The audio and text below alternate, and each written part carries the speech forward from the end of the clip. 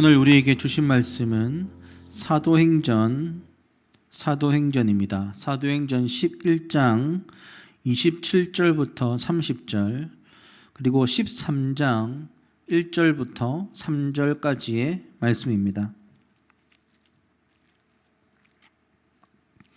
사도행전 11장 27절부터 30절, 13장 1절부터 3절, 우리 같이 함께 우리 목소리를 내어서 소리를 읽도록 하겠습니다. 시작. 그때의 선지자들이 예루살렘에서 안디옥에 이르니 그 중에 아가부라 하는 한 사람이 일어나 성령으로 말하되 천하에 큰 흉년이 들리라 하더니 글라우디 때에 그렇게 되니라. 제자들이 각각 그 힘대로 유대에 사는 형제들에게 부조를 보내기로 작정하고 이를 실행하여 바나바와 사울의 손으로 장로들에게 보내니라. 13장 1절 읽겠습니다. 시작. 안디옥 교회에 선지자들과 교사들이 있으니 곧 바나바와 니게르라는 시므온과 구레네 사람 루기오와 분봉왕 헤롯의 젖동생 마나엔과 및 사울이라. 주를 섬겨 금식할 때에 성령이 이르시되 내가 불러 시키는 일을 위하여 바나바와 사울을 따로 세우라 하시니 이에 금식하며 기도하고 두 사람에게 안수하여 보내니라. 아멘. 오늘 안디옥 교회의 7번째 말씀, 기도의 공동체라는 제목으로 목사님 말씀 증거해 주시겠습니다.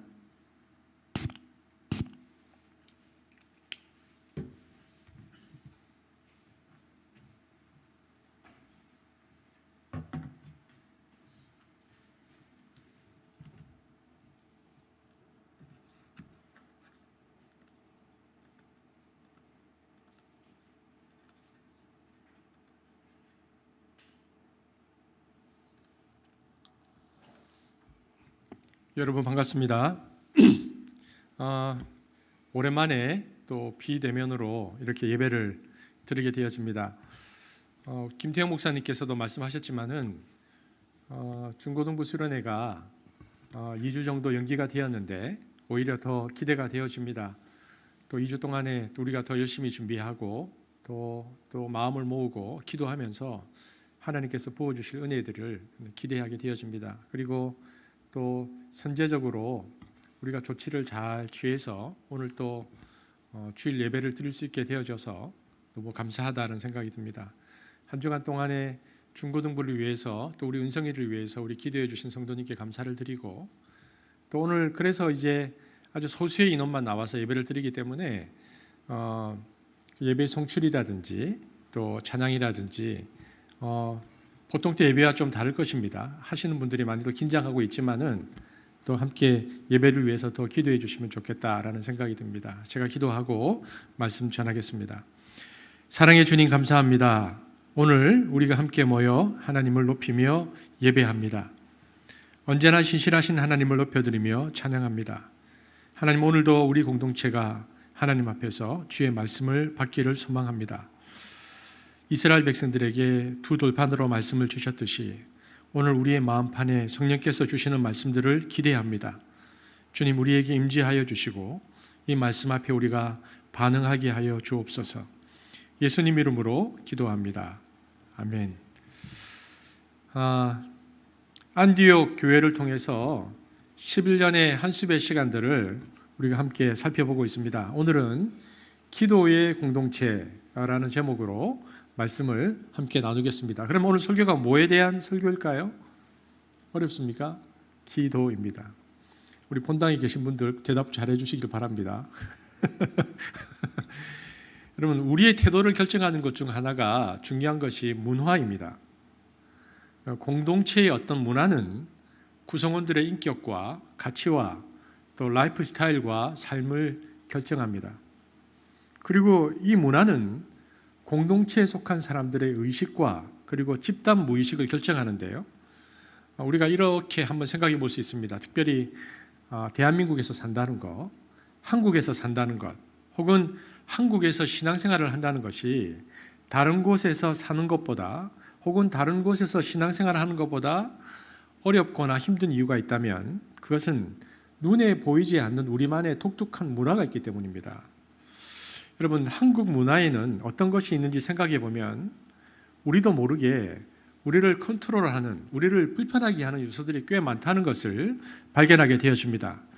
여러분, 어떤 것이 있을까요? 한국만이 가지고 있는 문화가, 우리는 유교와 그리고 군대의 영향들을 많이 받아서 한국 사회가 꽤나 권위주의입니다. 또 있습니다.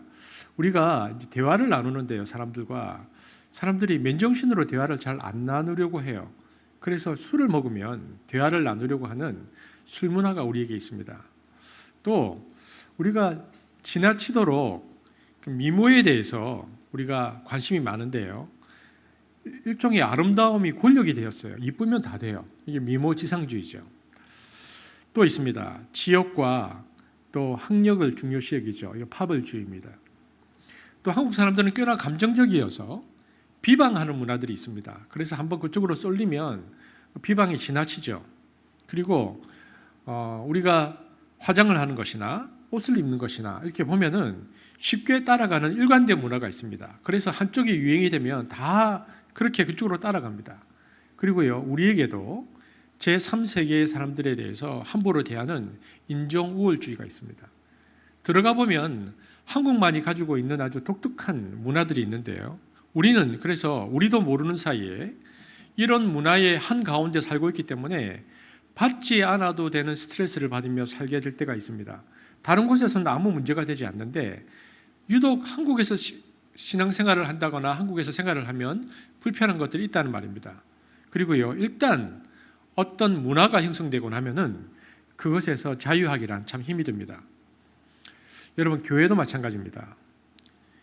교회만의 독특한 문화가 형성되고 나면 복음보다 놀랍게도 그 문화가 현실적으로 더 큰 영향력을 미칩니다.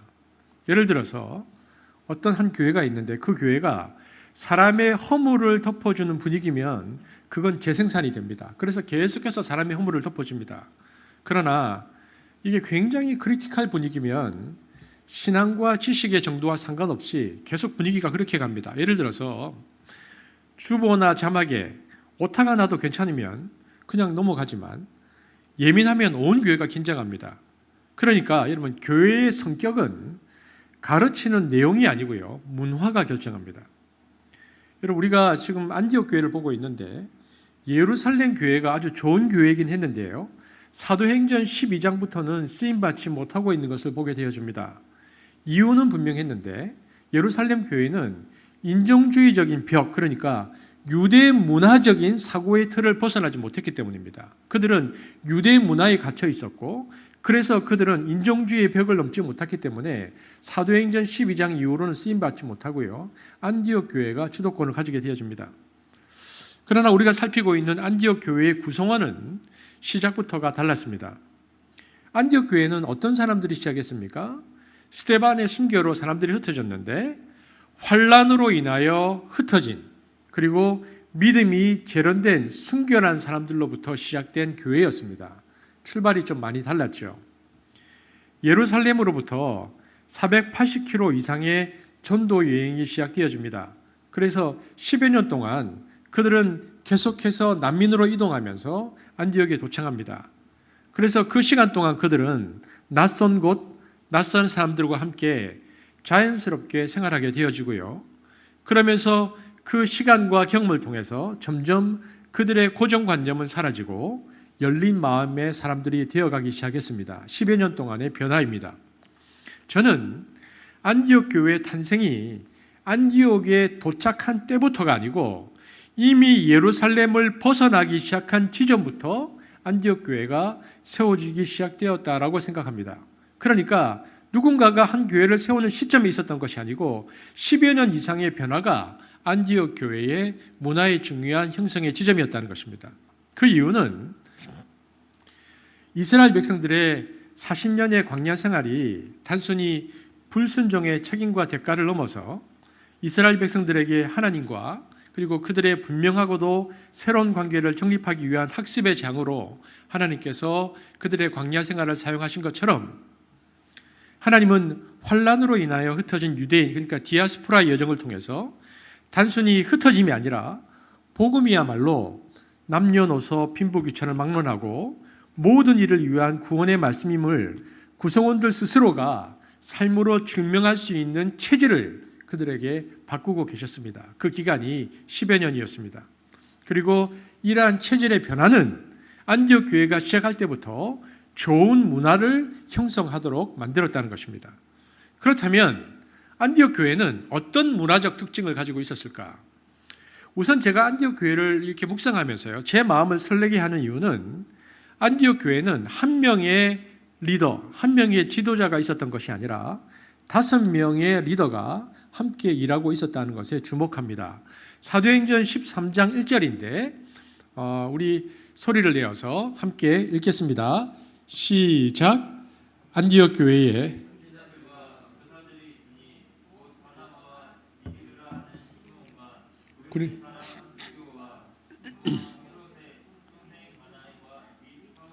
여러분, 이 구절을 보면 이 5사람에 대해서는 지난번에 한번 살폈는데요, 이 5사람을 통칭하는 표현이 나옵니다. 이 5사람은 어떤 사람이라고 되어 있습니까?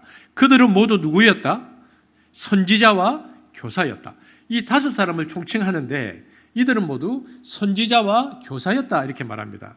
요즘 선지자와 교사라는 말이 이 사람들이, 이 5명의 리더가 어떤 사람들이었는지에 대해서 우리에게 너무나 잘 말해주고 있는 부분입니다. 먼저 우리가 좀 교사를 살펴보려고 하는데요, 먼저 여기서 교사는 우리가 일반적으로 말하는 선생님과는 좀 다른 결이 있습니다. 오늘날은 보통 지식을 전달하는 사람을 교사 혹은 선생님이라 이렇게 말하잖아요. 그런데 성경에서 교사라고 말할 때는 조금 의미가 다릅니다. 성경에서 교사는 하나님의 말씀과 그리고 그 원리를 가르쳐주는 사람들입니다. 뿐만 아니라 가르쳐줄 뿐만 아니라 그것을 그대로 행하는 사람을 교사라고 말합니다. 그러니까 조금 더 현대적인 말로 표현한다면요, 삶의 원리, 또 인생을 어떻게 살 것인가를 가르쳐주고 그것을 그대로 살아내는 사람들, 이 사람들을 교사라고 말합니다. 여러분, 성경은 어떤 책입니까? 성경은 우리가 어떤 삶을 살아야 하는지 삶의 원리를 가르쳐주고 있는 책입니다. 그러니까 나라는 인간이 하나님과 어떻게 관계를 맺을 수 있고 어떻게 하나님과의 관계를 발전시켜 나가면서 내 생애를 통해서 의미 있는 삶을 살아낼 수 있을까를 가르쳐주는 것이 성경인데요, 그래서 성경에 나오는 교사는 이 성경을 잘 연구하고 거기서 삶의 원리를 찾아내어서 그 원리를 자신의 삶에 적용시키고 그것을 가르치는 사람들을 뜻합니다. 그런데 여러분, 이 당시에는 신약 성경이 없었습니다. 그래서 이 리더들은요, 이 구약의 말씀들, 특별히 모세오경인 토라를 중심으로 구약의 말씀 그리고 선지서들을 가지고 개인적으로 그리고 함께 모여서 이 구약의 말씀을 연구했고요, 나누었고요, 살아내던 사람들이었습니다. 이 사람들이 교사였다라고 말하는 것입니다. 안디옥 교회에 있는 5명의 리더들은 교사였다. 이들은 그래서 말씀을 연구하는 사람들이었고 말씀대로 살아내는 사람들이었고 그 안에서 삶의 원리를 뽑아내는 사람들이었다라고 성경이 말하는 것입니다. 또한 이 5명의 리더는 누구였는가? 이들은 선지자였다라고 말하고 있습니다. 여러분, 선지자는 교사들보다 한 걸음 더 나아간 사람들이라고 볼 수 있습니다. 그래서 우리가 이 구절에 보면은 선지자와 교사 이렇게 말해서 선지자를 먼저 언급합니다. 여러분, 선지자는 교사와 어떻게 다른가? 교사는 삶의 원리를 나타내는 사람들이잖아요. 그런데 선지자는 삶의 원리를 아는 것뿐만 아니라 삶의 정황까지 알고 있는 사람들입니다. 많은 이들이 성경에 나오는 이 선지자 이렇게 말하면 먼저 오해를 하는데요, 예언자나 선지자라는 말이 나오면 점장이를 가리키는 줄 아는데 그렇지 않습니다. 성경에 나오는 선지자는 또 예언자는 미래를 쪽집게처럼 이야기해 주는 사람이 아니고 그것은 우리나라의 샤머니즘과 결탁된 잘못 만들어진 예언자상이고요, 성경에서 나오는 선지자는 시대와 상황을 읽을 줄 아는 사람이었습니다. 그러니까 시대와 상황을 알고 그 상황에 말씀의 원리를 적용해낼 줄 아는 사람. 교사는 말씀을 연구하고 자기의 삶에 적용했던 사람이라면 선지자는 시대와 상황 속에서 이 말씀을 적용해낼 줄 아는 사람들이었습니다. 시대를 분별하고 그 상황을 읽는 사람들. 그 시대와 상황을 향하신 하나님의 뜻을 전달할 수 있는 사람들이 선지자였다는 것입니다. 우리가 하나님의 나라에 대한 말씀들을 계속 묵상하고 있는데 예수님의 초림으로 시작된 하나님의 나라의 원리와 삶을 가르치고 살아내고 그리고 상황에 맞는 분별력을 가지고 있었고 그러한 분별력을 가지고 있었던 이들이 안디옥 교회의 지도자였다. 여러분, 이것은 생각만 해도 흥분되고 감사한 일입니다. 교회 리더들이 말씀의 원리를 찾아낼 뿐만 아니라 시대와 상황을 분별하고 그 시대와 상황 속에서 정확하게 말씀을 전달할 수 있는 사람들이 교회의 리더인데 그 리더들이 무려 5명이나 있었다. 여러분, 그것은 너무나 가슴 벅찬 일입니다. 그래서 이들은 말씀을 연구하고 가르칠 뿐만 아니라 그 말씀을 시대와 현장에서 어떻게 적용 해석할 것인가를 함께 모여서 의논하고 나누었던 사람들입니다. 누가는 거기에 주목했고요. 그래서 그 5명의 사람들을 뭐라고 말했느냐? 그들은 선지자와 교사였다라고 우리에게 말해주고 있습니다.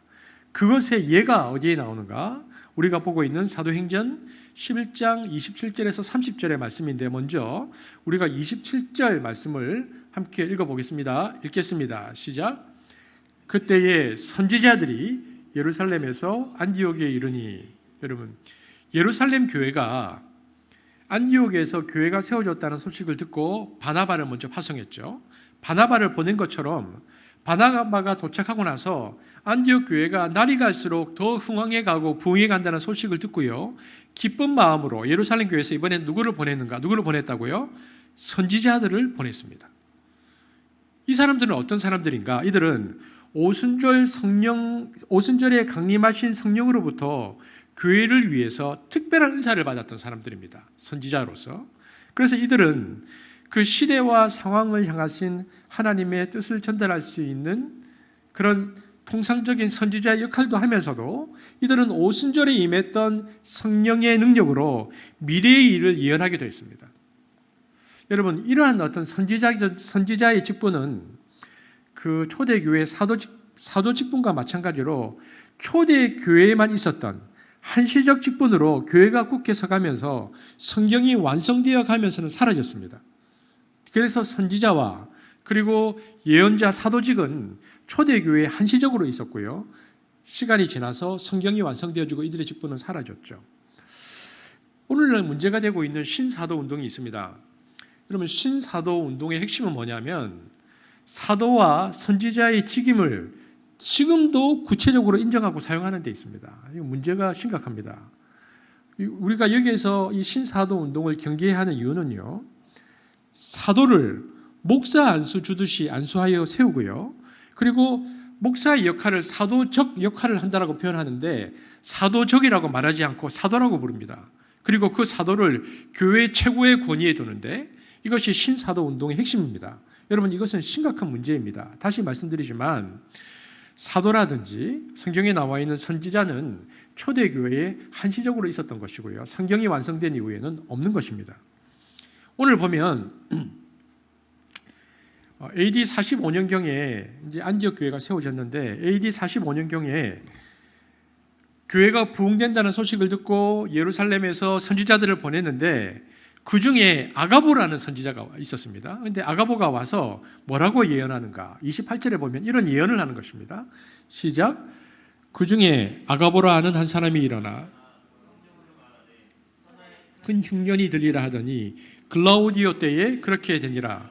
여러분, 선지자가 여러 명이 왔는데 아가보라는 선지자가 뭐라고 말하냐면 천하에 팔레스타인 땅뿐만 아니라 팔레스타인 땅에 있는 그 중근동 그리고 중근동을 넘어서 유럽 전역에 걸쳐서 천하에 큰 흉년이 들 것이다 라고 예언했다는 것입니다. 여러분, 역사를 보면 실제로 이 글라우디오 황제 때 기근이 있었습니다. 역사적 자료를 찾아보면 글라우디오는 AD 41년부터 AD 54년까지 한 13년 동안 황제에 있었던 사람인데요.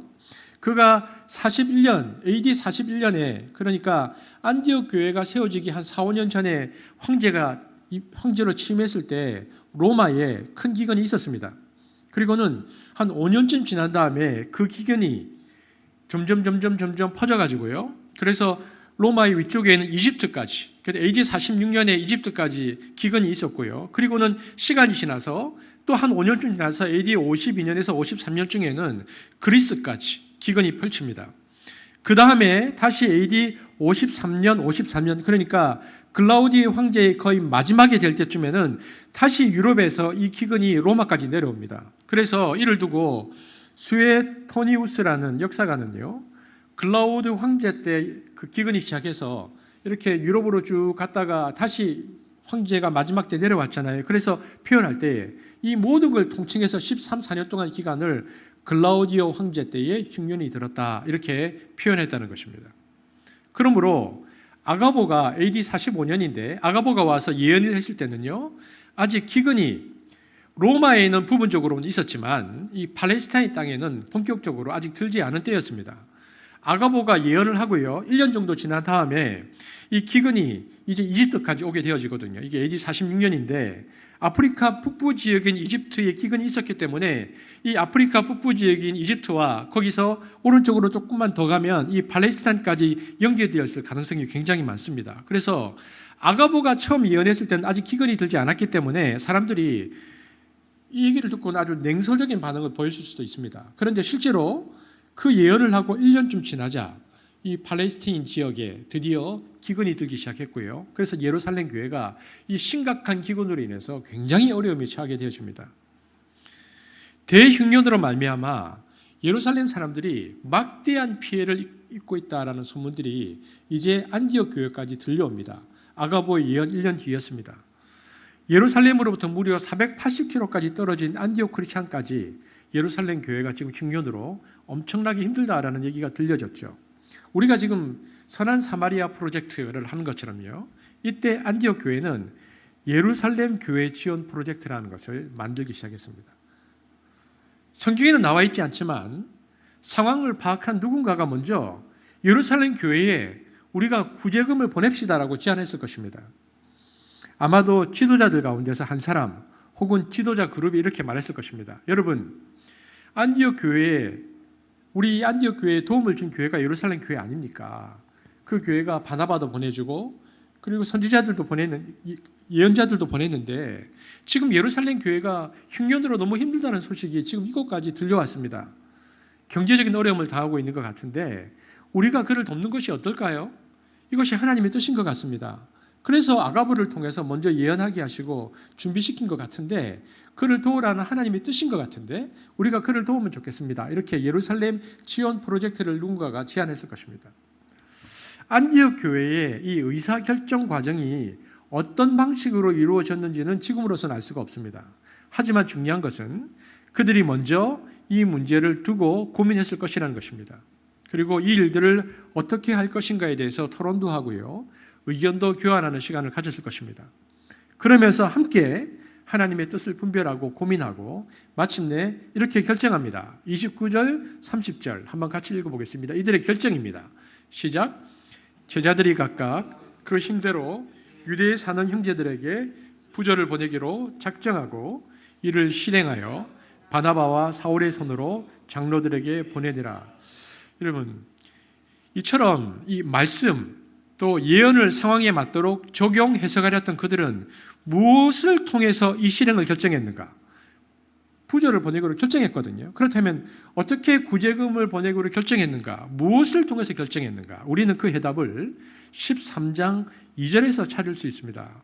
오늘 본문 2절에 보면 안디옥 교회에 있었던 이 13장 2절에 보면요, 이 선지자와 교사 5이 무엇을 하고 있었는가를 성경이 기록합니다. 한번 같이 읽어보겠습니다. 시작.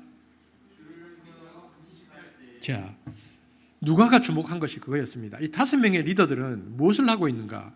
이들은 함께 모여서 주님을 섬기며 금식하고 있었다. 이 5명의 리더가 교사와 선지자들이었는데 성경의 원리를 상황에 적용시킬 수 있는 사람들이었는데 이 사람들이 뭘 했는가? 주를 섬겨 금식했다. 여기서 섬긴다는 말은요, 여기 나오죠. NIV 성경에는 예배한다라고 되어 있습니다. 월십, 예배하는 것이다. 그들은 예배하고 있었다. 여러분, 우리는 이 대목에 주의해야 합니다. 이들은 예배하고 또 금식하고 있었다라고 말하고 있습니다. 우리가 가진 상식적 흐름으로 보면 이 교사와 선지자들은 어떤 결정과 선택 앞에서 회의하고 토론했을 것 같습니다. 그래서 이 문제를 어떻게 할 것인가? 저녁에 한번 모여보자. 만약 이 구절이 없었다면 예루살렘 교회에 구제금을 보내기로 한 결정 역시 회의와 토론으로 결정 실행했을 것 같은 생각이 듭니다. 하지만 누가는 뭐라고 말하는가? 교사와 선지자인 이들은 예배하고 금식하고 있었다. 누가가 주목한 부분입니다. 이 5명의 리더들은 자신이 속한 교회를 품고 하나님 앞에서 예배하는 자들이었고요. 하나님 앞에서 금식하는 사람들이었다. 즉 자신들의 시작, 이 안디옥 교회의 시작, 자신들의 근원 자체가 하나님께 있다는 것을 고백하고 그분을 바라보는 예배, 그리고 다른 무엇도 아닌 하나님만을 추구하겠다는, 하나님만을 바라보겠다는 그분에 대한 사랑 고백인 금식을 하는 리더였다. 그 문화를 가진 리더라고 말하고 있는 것입니다. 즉 안디옥 교회는 예배와 무엇보다 금식이 그들의 일상적인 문화로 자리 잡고 있었다.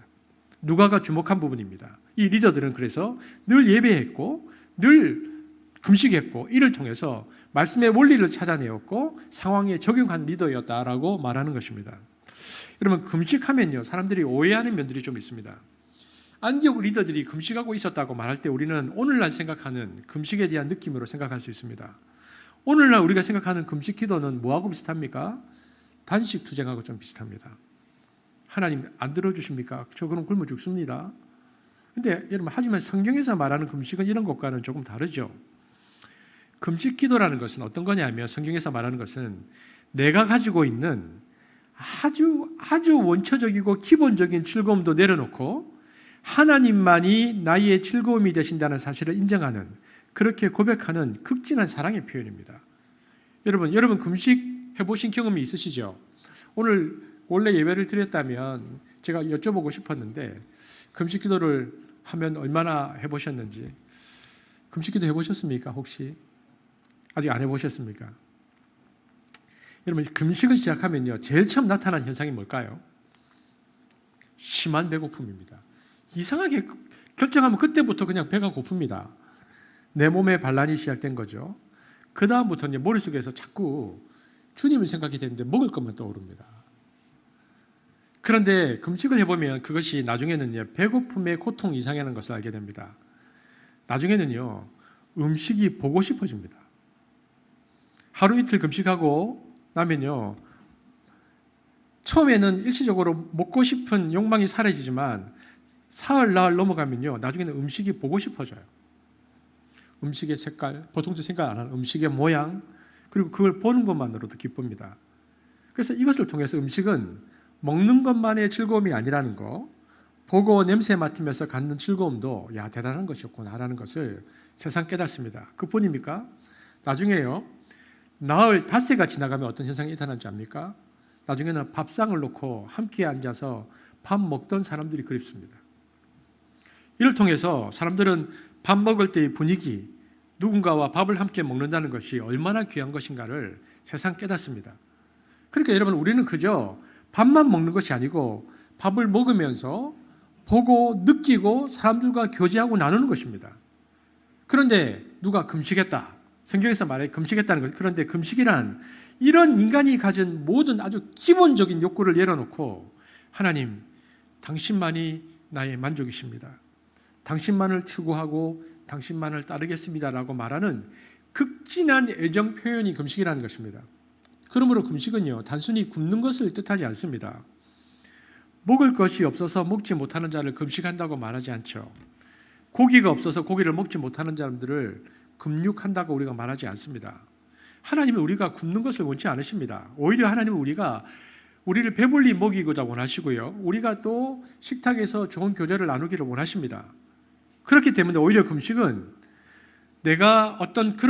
금식은 그런 차원이 아니고 금식은 욕심으로 불린 내 배를 의식적으로 굶기는 것입니다.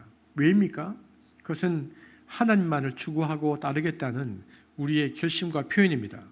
그러므로 우리가 금식하는 까닭은 하나님께 무엇을 투쟁해서 받아내려고 하는 것이 아니고 가장 기본적인 나의 욕구들을 내려놓으면서 소유욕으로 가득 찬 내 배를 굶기고 남을 잡아먹으려고 하는 내 안에 있는 힘을 굶기기 위해서입니다. 금식하는 까닭은 남에게 보이려고 하는 선행을 하는 위선을, 칭찬을 받으려고 나팔을 부는 위선을, 오른손이 하는 일을 왼손이 알아주기를 바라는 마음을 숨기기 위해서입니다. 자신의 영적 우위를 드러내려는 이 교만함을 내려놓기 위해서 우리가 금식한다는 것입니다. 여러분, 그럼 어떻게 그들은, 이 5명의 리더들은 그렇게 할 수 있었을까? 그것은 그들이 따르는 하나님이 그들의 인생과 그들의 공동체의 삶의 원리를 가르쳐 주실 뿐만 아니라 그 시대에 그들이 무엇을 해야 할 것인지 비전을 제공해 주시는 분임을 그들이 알았기 때문입니다. 다시 말해서 이 사람들은 자신이 따라야 할 주군이 누구인지 분명히 알고 있었고요. 그 주군에게 자기의 최고의 애정을 표현하고 있는 것입니다. 이처럼 안디옥 교회에서 발견하는 특징은 그들은 금식을 하는 공동체였다는 것입니다.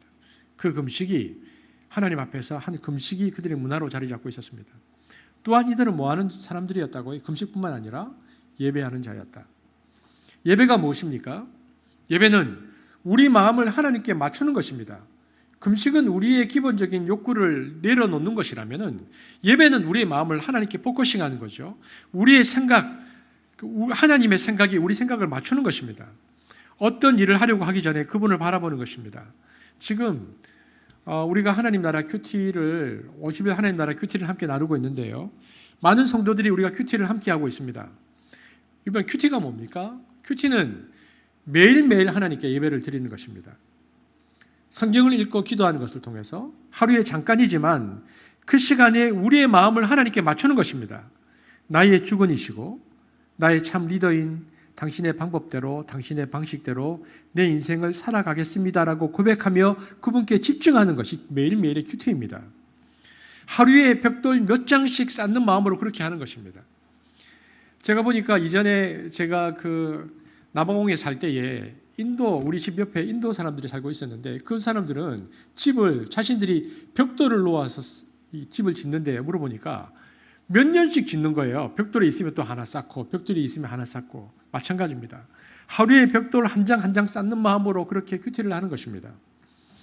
이들은 그 예배를 통해서 자신들이 누구인지를 확인합니다. 하나님은 나의 왕이시고 나는 하나님의 피조물이다. 그래서 크리스티아누스, 그리스도를 따르는 사람, 그리스도께 속한 사람, 주의 것이라고 하는 자기 정체감을 이 예배를 통해서 매일매일 확인했던 사람들입니다. 이렇듯 안디옥 교회의 지도자들은요, 금식하고 하나님을 예배하는 자들이었습니다. 누가가 이것을 강조하고 있는 것입니다. 그리고 그들은 그러한 문화를 가지고 있었고 그 문화 속에서 하나님의 뜻을 분별하려고 했습니다. 그런 그들에게 성령께서 임하셔서 그들에게 특별한 사명을 주십니다. 여러분, 여기서 중요한 건 뭐냐? 우리가 어떤 목적을 갖는 것도 중요한데 어떤 공동체가 더 중요한 것은 목적을 갖는 것보다 바른 목적을 갖는 것입니다. 우리가 하나님을 예배하고 우리의 내면적인 욕심들을 금식을 통해서 내려놓고 그분께 집중하게 되어지면 그분을 정말 나의 주인이라고 선포하고 따라가면 하나님은 우리에게 바른 삶의 목적을 그리고 우리가 어떻게 살아야 하는지를 말씀해 주십니다. 이것이 원리입니다. 그냥 어떻게 살아야 하는 것이 하늘에서 뚝 떨어지는 것이 아니고 금식과 예배를 통해서 우리가 하나님께 집중하고 있을 때에 하나님께서는 우리가 이 땅 가운데 어떻게 살아야 하는지에 대한 삶의 원리와 사명을 주신다는 것입니다. 그렇다면 예배와 금식을 통해서 성령님께서 그 5명의 리더에게 준 안디옥 교회의 사명 혹은 안디옥 교회가 받았던 그 사명은 무엇입니까? 그것은 이방인을 위한 주님의 도구로 바나바와 사울을 따로 세우라는 것입니다. 그것이 사도행전 13장 2절입니다. 함께 읽겠습니다. 시작. 주를 섬겨 금식할 때에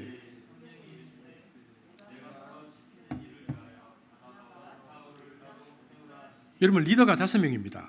근데 제일 처음에 리더가 바나바였고 그 다음 바울이었습니다. 그 뒤에 리더는 그 다음 세워진 겁니다. 그런데 존경하는 자기 지도자, 리더 그룹 중에 가장 먼저 리더로 세워진 그 2사람을 미지의 타인들을 위해서 어딘지도 알지 못하는 미지의 곳으로 보낸다. 이것은 누구에게나 어려운 일일 것입니다.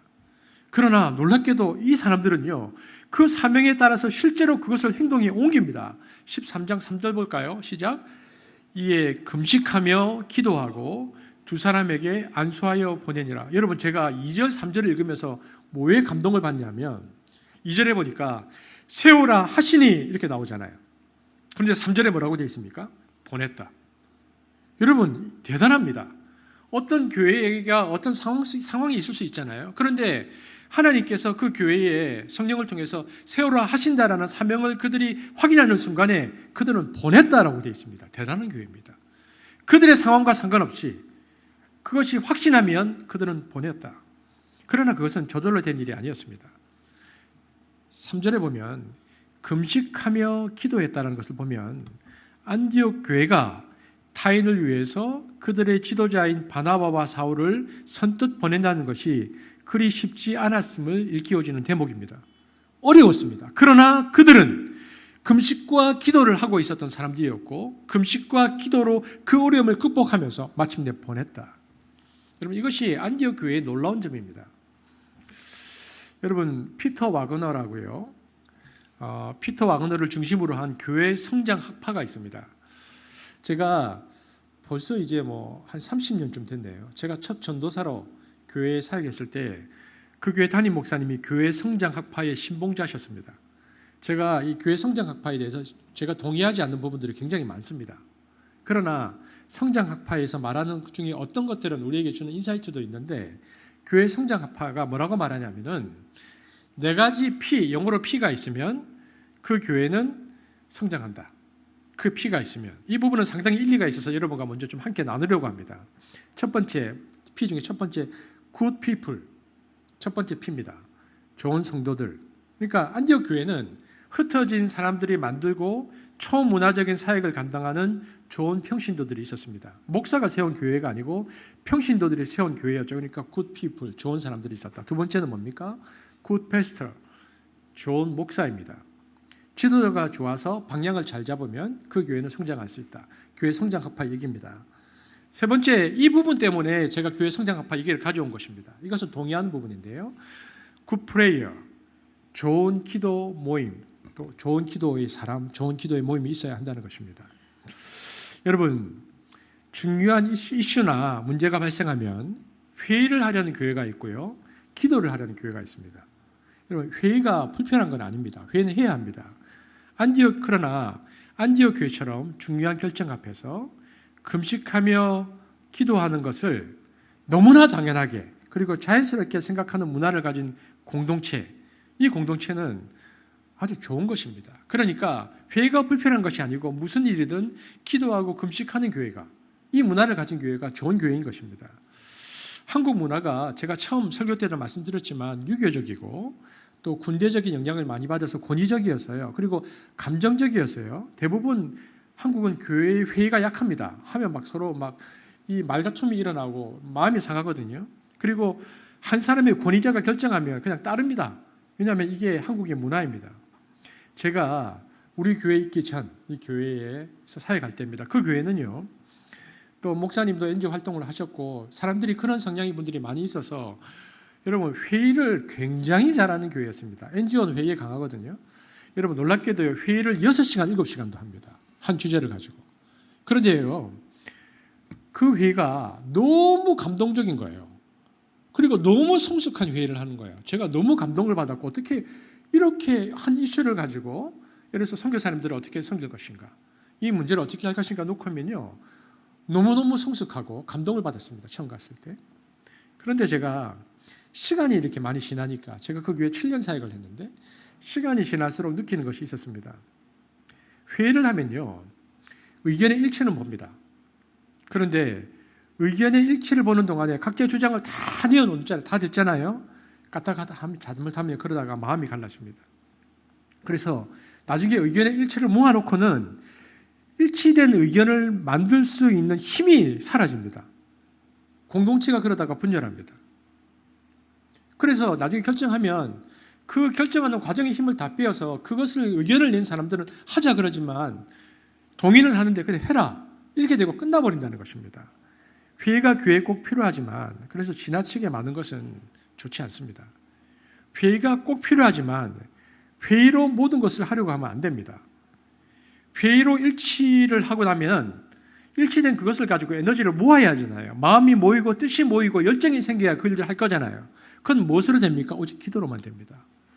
그래서 좋은 교회의 중요한 특징은 좋은 기도 모임이 있는 것입니다. 왜냐하면은 회의 중에 마음이 갈라지고 힘들었지만 기도 때문에 모든 분열, 모든 다툼을 넘어가고 하나로 묶어내고 성령의 체험을 기도를 통해서 하면서 그 마음들을 다 녹여내는 것입니다. 여러분, 이스라엘이 이집트에서 나와서 430년 동안 노예 생활을 하다가 이집트에 나와서 이 이스라엘이라는 정체성이 어떻게 생겼습니까?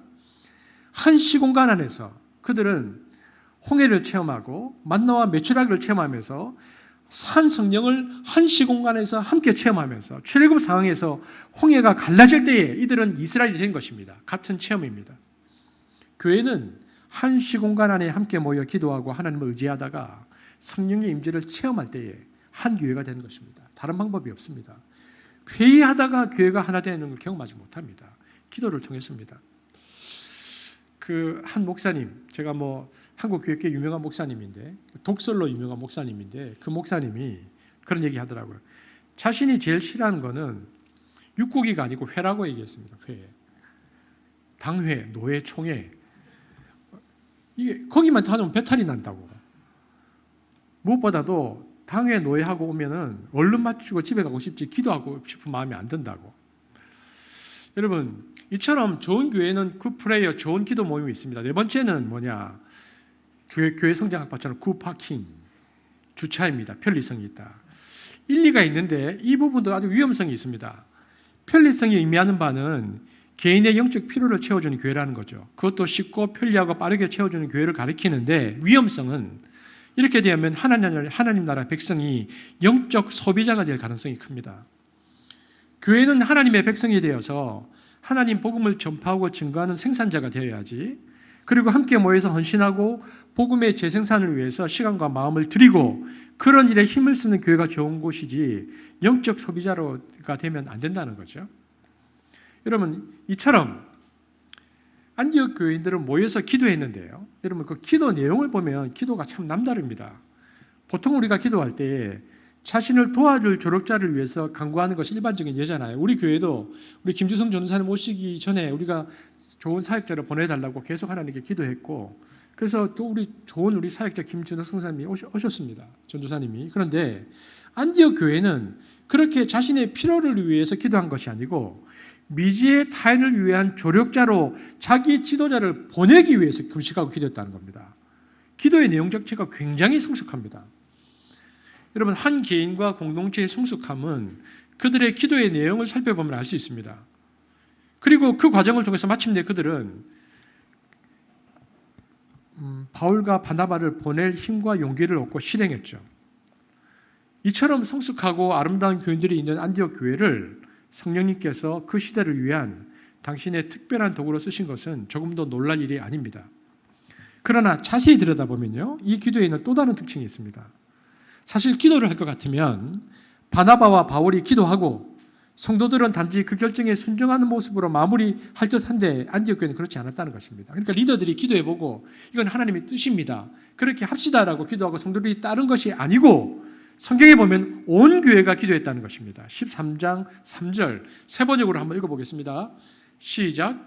그래서 그들은 금식하고 기도한 뒤에 두 사람에게 안수를 하여 떠나보냈다. 여러분, 처음에는요 5명의 리더들이 기도하고 있었습니다. 그리고 바나바와 사울 두 사람을 따로 세우라는 말씀을 들은 것까지는 5명의 리더였습니다. 13장 2절입니다. 시작. 주를 섬겨 금식할 때에 바나바와 사울을 따로 세우라 하시니, 이 2절은 예배와 금식은 5명의 리더가 했다는 것입니다. 그런데 3절에 그들은 할 때 여기서 그들은 안디옥의 성도들을 포함한 그들입니다. 다릅니다. 2절과 3절은. 3절의 강조점은 5명이 기도하고 결정했다는 것을 말하고 있지 않습니다. 이 기도는 그래서 개인 기도가 아니고 공동체 합심 기도였다. 리더들이 결정하고 하나님의 뜻이었다고 결정한 것이 아니고 이 기도가 안디옥 교회의 모든 성도들이 함께 기도했다라고 말해주고 있습니다.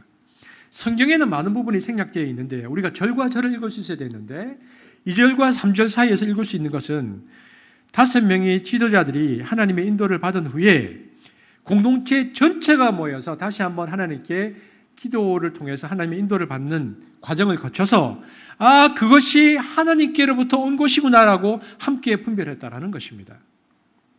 왜냐하면 하나님께서는 한 공동체를 이끌어 가실 때에 하나님의 뜻을 처음에 모든 사람에게 보여주는 것은 아니거든요. 몇몇 사람들에게 보여주시지만 그 뜻을 보여주셨을 때에 그 건강한 공동체에서는 공동체가 함께 모여서 그것을 분별하는 과정을 거친다는 것입니다. 그것이 맞는가 그렇지 않는가. 그리고 그것이 함께 모여서 하나님께로부터 온 뜻이라고 분별되어지면 그 다음 사람들은 그 뜻에 따라서 움직이게 되어 있습니다. 이처럼 하나님께서는 지도자들, 몇몇 소수의 사람들에게 그 뜻을 보여주시고 그리고 그 다음 반드시 함께 분별하여서 그것이 하나님 뜻인가를 확인하고 그 확인하는 과정을 거쳐서 하나님의 뜻을 실현하는 것이 공동체에 꼭 필요한 것이죠. 그런데 안디옥 교회가 그것을 확인하는 과정을 무엇을 통해서 했는가? 회의가 아니고 기도를 통해서 했다는 것입니다. 어떤 기도? 합심기도. 그래서 이 합심기도는 교회가 어떤 곳인가를 보여주는 대단히 중요한 상징입니다. 우리가 오늘도 예배드리고 있지만 우리가 정말 교회가 주님의 몸이라고 여긴다면 그 몸의 지체인 우리 자신은 하나님의 인도를 그 몸을 통해서 확인할 수 있어야 됩니다. 여러분 한숙교회는 지난 11년 동안 그 과정을 거쳤습니다. 우리가 선교사님들을 섬기기 위해서 심소재를 우리가 받을 것인가 말 것인가, 우리가 이제 선교관으로 쓸 건가 말 건가를 두고 우리 교회 재정은 없었거든요. 그러나 교회가 함께 기도했고 받자. 그래서 우리가 2년 동안 섬길 수 있었습니다. 우리가 식사를 성도들과 함께 나눌 때도 리더들이 함께 모여서 이것을 어떻게 할 것인가를 함께 기도했고 결정했습니다. 우리가 7층에 있었던 사명의 교회를 섬길 때도 교회가 함께 기도했고 결정했습니다.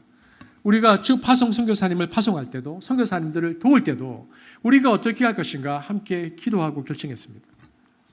여러분 한 교육자가 새로운 목회지로 떠날 때에 혹은 새로운 사역지로 바꿀 때에 나 혼자 그렇게 결정하는 게 아니고 철저하게 그리스도의 몸의 교회를 통한 공동체적인 인도를 받아야만 비로소 교회 공동체를 하나님의 몸으로 여기는 참된 지도의 태도를 드러내는 것입니다. 그 과정을 거쳐야 되는 거죠. 성도들 역시 다르지 않습니다. 개인적인 확신이 어떤 성도가 어떤 결정에 대해서 개인적인 확신을 했는데 그 확신이 공동체적인 동의 과정을 거쳐갈 때에 하나님의 뜻은 그 개인과 온 교회 위에 또 분명하게 보여지는 것이죠. 안디옥 교회는 그 과정을 기도를 통해서 거쳤다는 것입니다. 그래서 사도행전 13장 3절이 말하는 것은 안디옥 교회는 모든 지도자들이 모두 금식하며 하나님의 공동체적인 인도 앞에 큰 은혜를 받았고 그리고 온 교회가 함께 기도했고 그래서 두 사람에게 안수하여 마침내 파송하는 아름다운 공동체적인 인도를 받은 교회였다라고 말하는 것입니다. 여러분 개인 기도 하시잖아요. 그리고 개인 기도를 30분, 1시간, 2시간씩 하시는 분도 계십니다. 그런데 개인 기도의 훈련은요, 우리가 옛날 영화로 따지면 람보는 될 수 있습니다. 람보가 얼마나 싸움을 잘합니까? 근데 이 람보가 여러 명을 이렇게 이길 수는 있는데요, 전쟁에서 못 이깁니다. 람보에도 혼자 나가면 전쟁에서는 못 이깁니다. 전쟁의 승리는 반드시 함께 해야 합니다. 공동체에 있어서 중요한 것은 함께 기도하는 것입니다. 이것이 영적 전쟁에서 이길 수 있는 방법입니다. 그러므로 좋은 교회라는 것은 개인의 기도도 중요한데 합심기도, 서로를 위한 중보기도, 함께 기도하는 전통, 함께 기도하는 문화를 가진 교회가 좋은 교회라는 것입니다. 여러분 이처럼 좋은 교회는요, 어떤 일이 딱 발생하잖아요. 그러면 굳이 회의를 하지 않아도 어떤 일의 결정에 있어서 자연스럽게 일이 지금쯤 이렇게 진행되는 것이 가장 자연스럽다는 것을 인지하고 아는 교회가 좋습니다. 그러니까 기도를 통하여 성령의 음성을 듣고요, 자연스럽게 늘 기도하고 성령의 음성을 듣는 문화가 된다면 이 성령의 큰 물지기를 자연스럽게 따라가는 교회. 여러분 이 교회의 특징은 뭐냐면요, 어떤 일이 발생했다고 해서 조급하지 않고요, 서두르지 않습니다. 왜냐하면 이런 교회의 축복은 평소의 기도를 통해서 하나님에 대한 감각을 가지고 있는 교회의 축복은요, 하나님의 인도하시는 방향과 속도에 대한 감각을 갖습니다. 이런 방향은 회의나 공부를 통해서 전달이 가능합니다. 교사와 선지자들의 노력이죠. 하나님께서 우리 교회를 이 방향으로 가기를 원하십니다라고 방향을 설정할 수 있습니다. 방향입니다. 하지만 이 방향으로 나갈 때에 어느 정도의 속도로 나가야 되니까 속도에 대한 감각은, 성령이 함께 하시는 속도에 대한 감각은 온 교회가 함께 기도할 때 할 수 있습니다. 만약에 이 감각이 없는 리더가 되면요, 앞서가려고 하고 서두르다가 일을 그르칩니다. 우리가 유심히 살펴봐야 될 게 뭐냐면요, 아무리 그 주장이 옳은 방향이라 할지라도 그것이 너무 옳기 때문에 주장하는 사람이 당당할지 있어도 그것만으로는 안 됩니다. 방향만큼이나 중요한 것은 속도입니다. 기도로 온 교회가 영적으로 차고 넘치면 자연스럽게 물이 이렇게 불러서 마치 노아의 방주가 두둥실 떠오르는 것처럼 자연스럽게 물줄기를 따라서 교회가 흘러갑니다. 억지로 움직이려고 하면 안 된다는 것입니다. 이처럼 기도하는 공동체는 속도를 내야 할 때인지 멈춰야 할 때인지의 감각을 가집니다.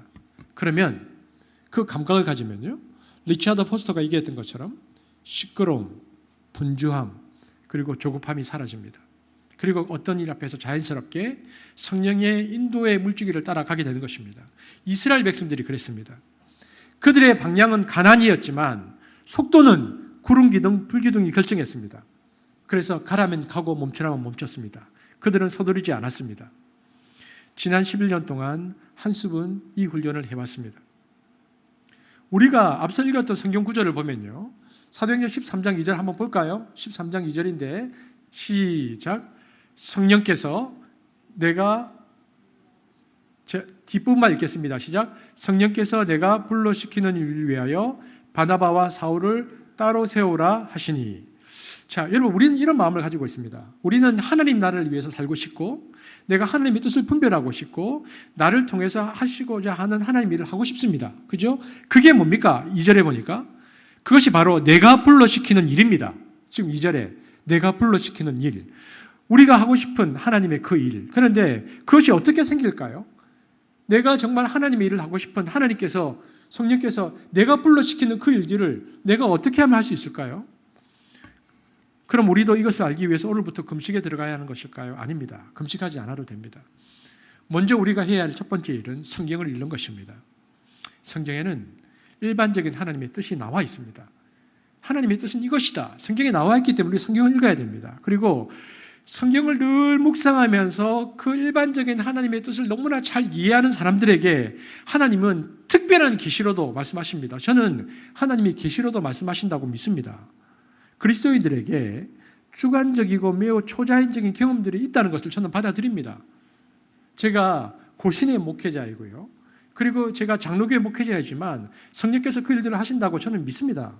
그런데 이런 경험들은 일반적으로 늘 말씀 앞에서 하나님의 뜻을 이해하고 따라가는 사람들에게 하나님께서 특별한 체험과 경험을 주시는 것이지, 성경과 무관하게 사는 사람들에게 갑자기 특별한 체험과 경험이 오지도 않을 뿐만 아니라 그것이 왔다 하더라도 그것은 굉장히 분별이 안 되기 때문에 위험한 것입니다.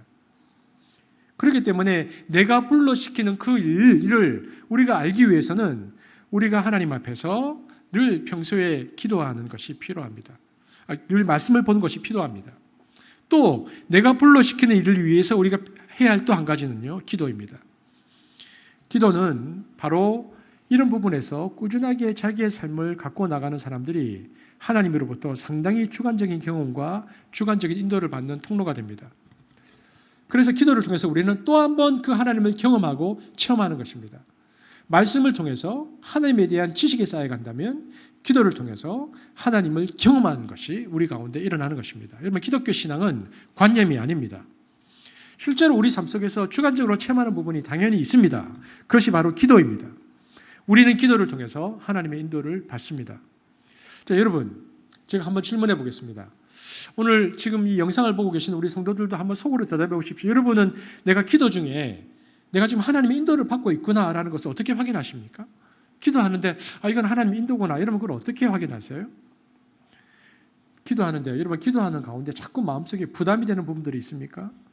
기도하는데 너무 자꾸 부담이 되는 거예요. 여러분, 그것이 하나님께서 여러분 가운데 일하시는 부분입니다.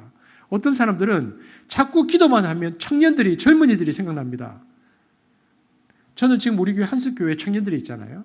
나는 이 청년들 기도의 결과라고 봅니다. 우리는 처음 개척해서요, 3년 넘는 시간 동안 새벽마다 하나님께 이 땅을 섬길 청년들을 달라고 무섭도록 기도했습니다.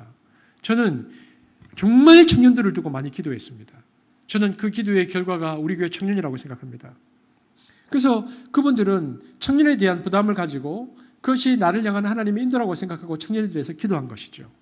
어떤 사람들은 기도하면 하나님께 영광을 돌리지 못하는 교회들이 자꾸 생각나는 것입니다. 그래서 건강한 교회를 어떻게 만들 것인가를 고민하죠. 어떤 사람들은 직장이나 학교에서 왕따 당하는 사람이 자꾸 생각납니다. 그 사람을 도와야 되는 거죠. 사람마다 다릅니다. 우리가 기도하면 하나님이 우리에게 어떤 찜을 주고 부담을 주는 부분이 생겨납니다. 거기에서부터 우리가 하나님의 인도를 받기 시작하는 것입니다. 그래서 자꾸 기도하라는 것입니다. 여러분, 기도할 때에 무슨 문제가 있을 때만 기도하는 것이 아니고 늘 하나님 앞에 서서 평소에 어떻게 기도해야 되는가? 하나님, 제가 제 인생을 어떻게 살아야 됩니까? 하나님, 내가 이 시대를 어떻게 살아야 합니까? 하나님, 내가 가장으로서 우리 가정을 어떻게 이끌어야 합니까? 라고 기도해야 합니다.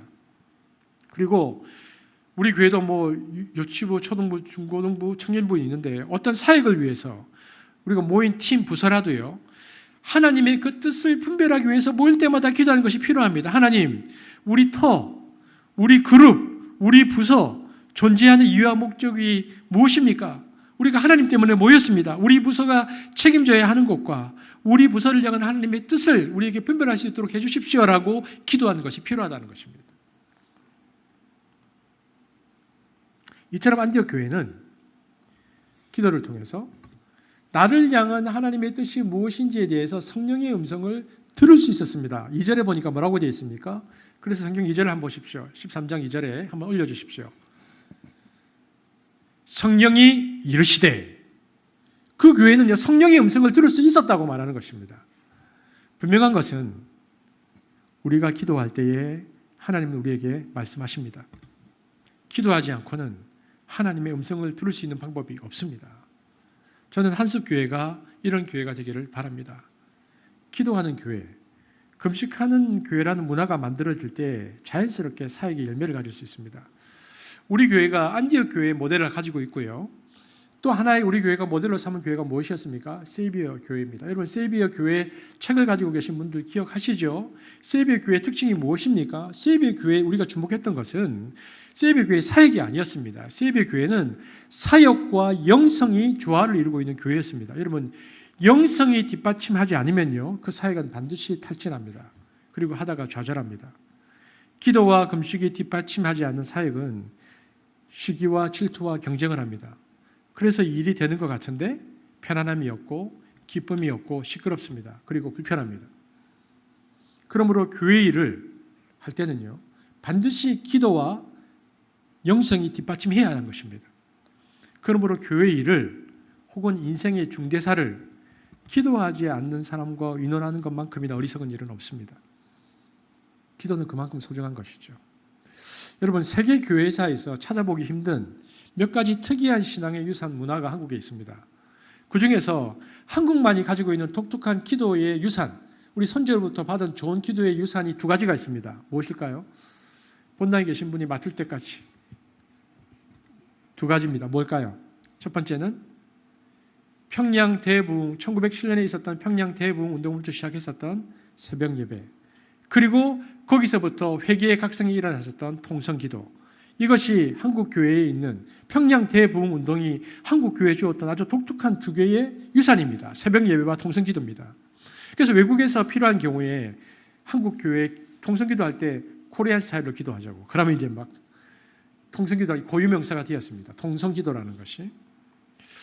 특별히 저는 한국 교회에 부어주신 하나님의 축복이 새벽 예배가 아니겠나 생각이 듭니다. 저는 통성기도나 새벽기도의 형식 자체가 어떤 특별한 힘을 가진다고 생각하지는 않습니다. 하지만 우리가 인생을 살다가 보통 때는 아닌데 가끔씩 너무너무 새벽 예배가 사모될 때가 있습니다. 어떨 때냐? 깊은 고통이나 상실을 경험해서 내가 너무너무 외롭다고 느끼는 경우에, 혹은 하나님의 은혜가 너무 사모되고 그래서 하나님께 내가 너무 가까이 가고 싶어지어질 때 매일 하나님께 나아갈 수 있는 새벽 예배가 있다는 것이 얼마나 위로가 되고 신난 일인지 모릅니다. 이런 거죠. 혼자서 말씀을 보거나 큐티를 할 힘도 없는 겁니다. 그리고 잠이 오지 않아서 긴 밤을 지나서 계속 이리 뒤쳐가고 저리 뒤쳐가고, 그래서 그 긴 밤의 지루한 시간을 지나면서 그렇지, 새벽 예배가 있지, 이리 뒤쳐거니니 교회라도 가자. 그래서 새벽 예배가 있다는 거, 그 존재 자체가 얼마나 감사한지 모릅니다. 매일매일 주시는 말씀을 받지 않고는 살아갈 수 없는 상실과 아픔의 시간에 나아가기만 하면 언제든 예배를 드릴 수 있는 새벽 예배가 있다는 것이 얼마나 위로가 되는지 모릅니다. 여러분, 우리가 사막을 걷다가 오아시스를 만나는 것도 기쁨이지만 그것을 한목에 마실 수 없는 한계를 가진 사람들에게는 하나님은 매일매일 먹을 수 있는 몫의 물을 주실 때 그 주시는 일을 새벽마다 하시는 것입니다. 여러분, 우리는 아침마다 눈을 뜨면 은성의 기도로 하루를 시작합니다. 우리의 마음을 모으고 있습니다. 아침에 눈을 뜨면 은성의 기도를 합니다. 그리고 매일 코로나 기도를 하면서 매일매일 성도들이 올려주는 기도를 통해서 나라와 세계를 위해서 기도합니다. 금요일마다 우리 한기 형제가 올려주시는 선교사님들을 위한 기도를 통해서 기도하고 있습니다. 그리고 주일마다 사역지원부가 올리는 주일 예배 중보기도를 통해서 교회를 깊게 이해하고 교회를 위해서 기도합니다. 우리는 지금까지 이 중보기도를 통해서 함께 울었고 웃었고 위로받았고 응답받았고 그리고 오늘도 살아갈 힘을 얻는 것입니다. 무엇보다도 이 코로나 기간을 지나면서 은성의 기도를 통해서 확인받는 것은 하나님은 이제 각자의 기도와 신앙의 영역에서 나와서 서로를 기도의 끈으로 묶어내며 교통하기를 원하신다는 것입니다. 여러분, 우리가 산악인들을 직접 보지 않는다 할지라도 우리 저기 호수공원도 가면 이 암벽 등반하는 분도 보게 되어지고요. 영화를 보면 산악인들이 높은 산을 오를 때 서로 끈으로 몸을 동여매죠. 왜냐하면 한 사람이 떨어지면 그걸 붙잡기 위해서 산악인들이 서로를 동여매는 것처럼 우리는 함께하는 기도, 연합기도로 서로를 동여매야 합니다. 여러분, 중보기도가 왜 중요하냐? 중보기도는 마치 어떤 팔다리가 부러졌을 때 부러진 곳에 부목을 대는 것과 같고요. 막힌 곳에 부항과 침을 놓는 것과 같고 링거와 새로운 피의 수혈을 하는 것과 같습니다. 그래서 그 기도는 막혀 있어서 절망하고 실망할 때에 새롭게 일어서도록 우리를 이끕니다. 이것은 연합의 기도며 함께하는 기도입니다. 그러므로 어디에 있든지 간에 우리는 이 중보기도로 함께 묶여져 있어야 합니다. 여러분, 많은 분들이 매일매일 올라오는 기도에 기도합니다라고 표현하고 있습니다. 여러분, 꼭 표현하십시오. 왜냐하면 그 표현은 우리가 한 끈으로 묶여 있다는 것을 말하는 것입니다. 여러분, 그래서 중보기도는 코로나 시대에 우리의 새벽 예배고 우리의 금요 기도회입니다. 코로나 기도는 우리가 함께 모여서 통성하는 기도가 우리의 중보기도입니다. 우리가 인생을 살아가다 보면은 예상하지 못한 크고 작은 문제에 부딪힙니다. 그때 이거 문제를 하나님 앞에 가지고 나가야 하는데요. 실제로 그 문제를 가지고 나가면 하나님께서 우리에게 말씀해 주시기도 하고 위로해 주시기도 하고 실제로 하나님께서 일하신 것을 경험할 수도 있습니다. 그런 관점에서 볼 때에 우리 중보기도의 밴드의 힘은 놀랍습니다. 왜냐하면 이것은 멀리 있는 지체들, 지금 여기만 하지 않잖아요. 오늘도 아침에 옥종태 간사님도 올렸던데 뉴질랜드, 옥종태 간사님, 남아공 그리고 제주도 다 떨어져 있어도 우리가 함께 기도할 수 있잖아요. 저는 하나님이 이 중보기도 밴드를 통해서 한석교회 역사하신다고 믿습니다. 그러므로 우리가 함께 묶는 기도를 위해서 거기에서 기도합니다. 제가 참 감동을 받았던 것이 한 번도 기도 밴드에 기도합니다 올리지 않은 한 형제가 은성이 기도에 기도합니다 올렸더라고요. 그래서 제가 물어봤습니다. 신기해서. 그랬더니 그 얘기 하더라고요. 안 할 수 없었다. 너무너무 하고 싶어서 표현할 수밖에 없었다. 그것입니다.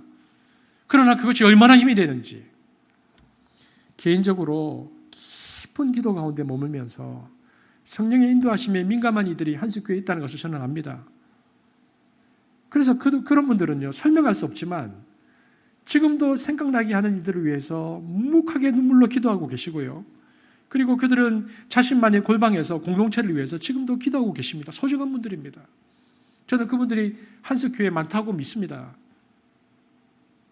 성경에 보면 그런데 그렇게 기도했던 5명의 리더, 교사와 선지자인 그들이 예배와 금식을 통해서 하나님의 뜻을 분별했고 그리고는 공동체가 이제는 함께 연합기도를 통해서 자신들이 가장 소중한 리더들을 보내는 성숙한 결정을 할 수 있었고 이를 통해서 안디옥 교회는 이방 선교의 교도보뿐만 아니라 350년 동안이나 영향을 미치는 교회로 자리를 잡았다. 세계사에서 중요한 교회로 자리를 잡았다고 말하는 것입니다. 여러분, 특별한 상황 속에서는 그래서 특별하게 예배하고 특별하게 금식해야 합니다. 지금은 우리가 무엇을 기도해야 하고 무엇으로 금식해야 하는가? 지금은 환우들을 위해서 기도할 때입니다. 은성이를 포함해서 우리 교회 환우들을 위해서 우리가 지금은 기도할 때입니다. 그리고 또 하나 우리가 특별하게 기도하는 것은 선거를 앞두고 있는 나라와 민족을 위한 기도입니다.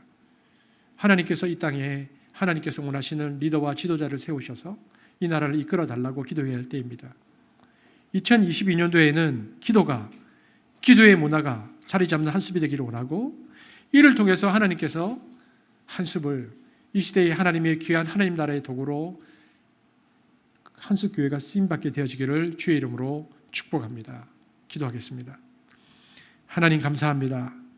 코로나 기간을 지나지만 한숲은 안디옥 교회처럼 기도를 통해서 지금까지 하나님의 인도를 받아왔고, 지금도 기도를 통해서 하나님의 인도를 받으며, 그래서 성령의 물질기를 분별할 수 있는 감각을 가지고 지금도 온 교회가 함께 모여서 온 몸을 끈으로 묶듯이 하나님께 중보하며 기도 밴드에 모여 함께 기도하고 있습니다. 하나님, 이 기도를 사용하여 주시고, 이 기도를 통해서 환우들이 일어나게 하여 주시고, 선교사님들이 일어나게 하여 주시고, 나라와 민족을 위해서 하나님께서 쓰임받는 기도가 되게 하시고, 코로나의 시대가 회복되는 기도로 쓰임받기를 원하고, 이 기도를 통해서 한숲뿐만 아니라 나라와 민족의 모든 일을 위해서 우리가 하나님의 부담을 나의 부담으로 끌어안고 함께 기도하는 교회가 될 수 있도록, 그래서 하나님께 쓰임받는 교회가 될 수 있도록 우리를 사용하여 주옵소서.